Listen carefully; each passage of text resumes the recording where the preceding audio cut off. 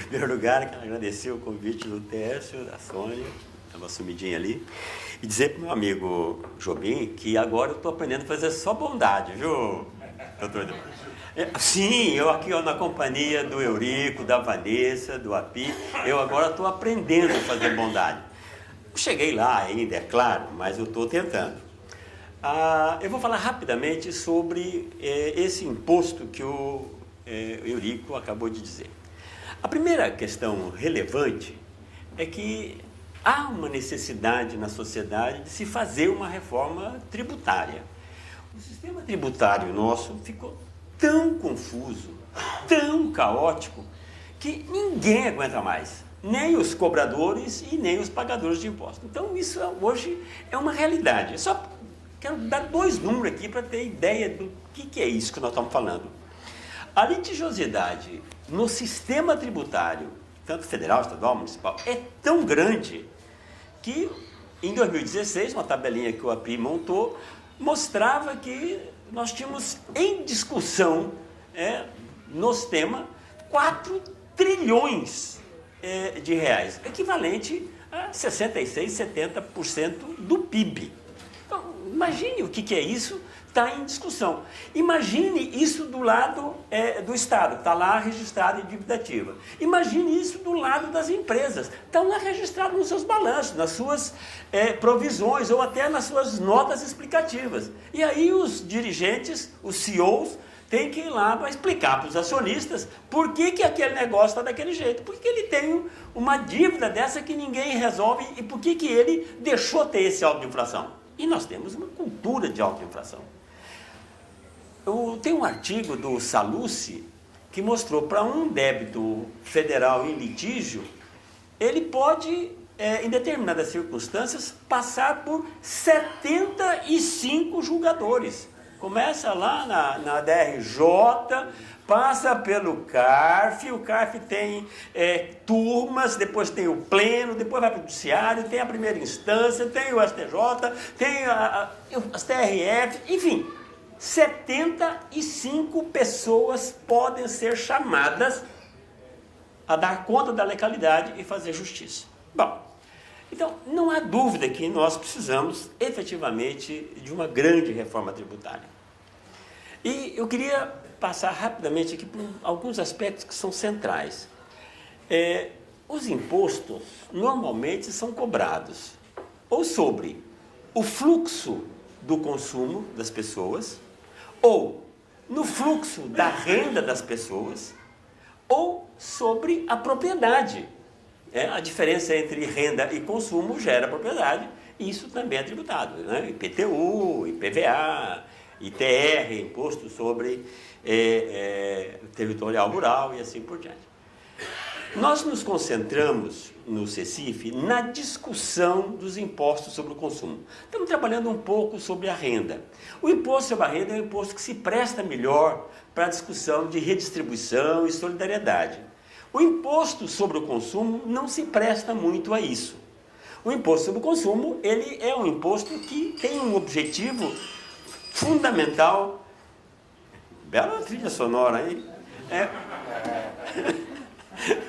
Justo falando do imposto do consumo, então, esse imposto não se presta muito a fazer essa discussão da regressividade, progressividade. Isso está mais na questão do imposto de renda. No imposto sobre o consumo, nós estamos trabalhando com a proposta de termos o IBS, que é o Imposto sobre Bens e Serviços, como o Eurico já falou, juntando aqui vários tributos existentes hoje, principalmente o IPI, o PIS/COFINS, o ICMS e o ISS. Junta tudo isso num imposto único, né? Um imposto único sobre o consumo, podemos dizer assim. Por que a gente imagina que isso seja possível hoje? Isso já foi tentado várias vezes. Fernando Henrique tentou fazer isso, o Lula tentou fazer isso em 2003, depois tentou em 2007, a Dilma tentou a reforma fatiada, enfim. Por que a gente acha que é possível essa proposta avançar? É porque agora nós temos 2 novidades. A primeira novidade é que nós estamos trabalhando com um critério de transição. E pela primeira vez, nós estamos propondo uma separação entre a transição que se faz, que tem impacto nas empresas e na sociedade, da transição que tem impacto na distribuição da arrecadação entre a União, Estados e municípios. Isso por quê? Porque IPI, PIS, COFINS são de competência federal. ICMS é de competência estadual, portanto, aquilo que é arrecadado ali pertence aos estados. E o ISS é dos municípios. Quando a gente junta tudo isso, sempre tem aquela discussão que estados vão perder, outros vão ganhar. E na hora que você tenta fazer essa conta, por incrível que pareça, todos demonstram que perdem. Eu nunca vi uma conta interessante como essa. Todos demonstram que efetivamente todos perdem. Não tem quem ganha nesse negócio. Quando isso é uma impossibilidade matemática, né? Alguém ganha, alguém perde se o sistema está fechado. Por que então a gente acredita nisso? Porque agora nós estamos propondo que se tenha uma transição separada. E também que se tenha essa arrecadação uniformizada, centralizada e a distribuição dos recursos antes que eles entrem efetivamente no Tesouro Nacional ou em qualquer tesouro.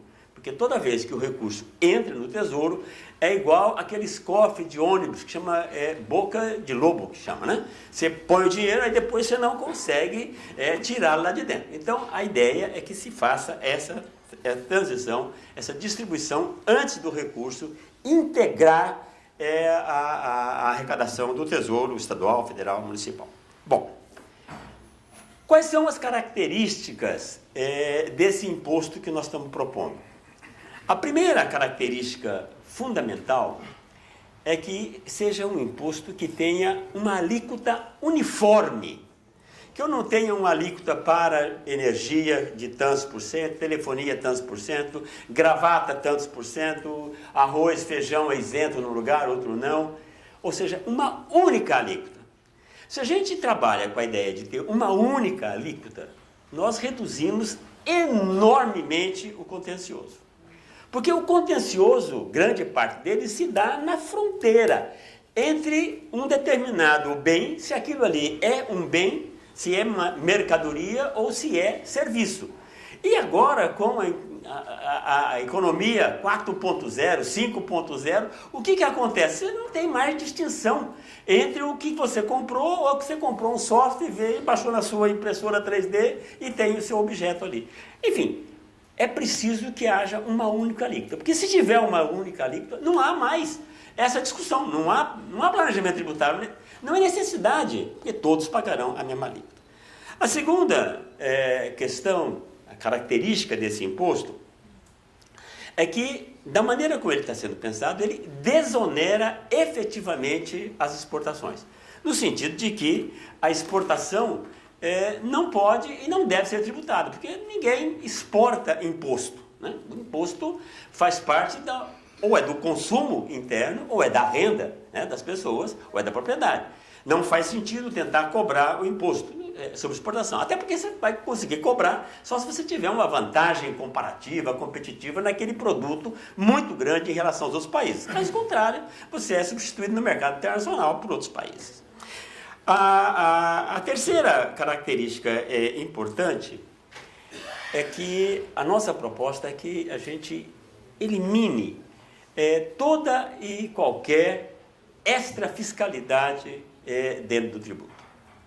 E essa aqui é uma questão interessante, Raul, porque nós temos condição de fazer política pública ou pela arrecadação, pela forma de cobrar, de quem cobra, etc., e a forma de gastar, como é que a gente gasta, na saúde, educação, etc., etc. Agora, quando você discute a política pública do lado do orçamento, primeiro, as dotações, obviamente, são escassas, os recursos são sempre escassos e você tem que disputar essa sua parcela de recurso com outros setores. Então, essa disputa tem que ser feita, inclusive, anualmente. Então, já há muito tempo se descobriu que o melhor negócio era conseguir fazer política pública pelo lado da receita. Aí, então, você tem uma isenção, uma redução de base de cálculo, você tem um incentivo fiscal, e aí você bota na lei e pelo menos por 5 anos, você fica sossegado. Agora, qualquer benefício fiscal colocado do lado tributário, você amplia a complexidade e, obviamente, você traz a litigiosidade. Então, a nossa proposta é no sentido de retirar a extrafiscalidade, as políticas de desoneração, a desoneração de compra da saúde, desoneração de compra disso, daquilo, tira tudo isso. Arrecada. E aí, disputa no orçamento a política pública. A última característica que eu queria colocar desse imposto, aliás, ainda dentro dessa fiscalidade, é que nós temos algumas questões, várias delas de política pública, que são efetivamente meritórias. Por exemplo, o incentivo para a cesta básica. Então, a desoneração do arroz, feijão, óleo de soja, etc. Mas isso também é um problema. Por que ele é um problema? Porque você tem que fazer distinção. Aí o supermercado comprou óleo de soja e comprou azeite de oliva. Bom, um é isento, o outro é tributado. Em alguns estados, no caso do ICMS, carne é tributada, mas se for o dianteiro, aí está na cesta básica. Primeiro, que pobre só pode comer dianteiro. Então, o dianteiro está na cesta básica, o traseiro do boi não está na cesta básica. Aí, nesse estado, o boi só tem dianteiro. Coisa impressionante, é bípede. Vocês já viram? Boi bípede. Então, a ideia... só bondade, viu, Jobim? Só bondade. Então a ideia é que, mantendo a questão da solidariedade na tributação, tem mecanismos mais modernos, atuais, que permitem que se defina a isenção para determinada pessoa específica. Então, nós temos o cadastro do bem-estar social do Ministério, que então as pessoas têm CPF, têm cartão, e nós temos tecnologia. São Paulo tem lá o cartão do Estado de São Paulo, o Estado de São Paulo, tem o cartão carioca, tem o mineiro. Ou seja, o que é esse cartão? Você vai no supermercado, compra mercadoria, fala o CPF e você fica com um crédito desse imposto. Então, é dentro da linha de educação fiscal, estimular a arrecadação, etc. É só pegar essa tecnologia e dizer, olha, a pessoa que estiver no cadastro de bem-estar social, se estiver naquele cadastro, até um salário mínimo ele tem devolução de 70% do imposto que ele efetivamente pagou. Com 2 salários mínimos tem 50%, com 3 tem 20% e acaba. A vantagem desse modelo é que eu não preciso ficar fazendo distinção. Se ele comprou arroz, feijão, batata, ou se ele comprou um saco de cimento para bater a laje da moradia dele. Ou se ele comprou remédio, também não tem nenhum problema. Se ele comprou remédio, o dinheiro também, do imposto também, será devolvido. Então, nesse sentido, o nosso trabalho dentro do IBS é criar um imposto que tenha estas características e que elimine o litigioso e dá transparência para o cidadão saber exatamente qual é a alíquota que ele está pagando. E esse, então, é o imposto que está em discussão aí, que tem o termo de IBS. Obrigado. Tá vendo? Só bondade, doutor.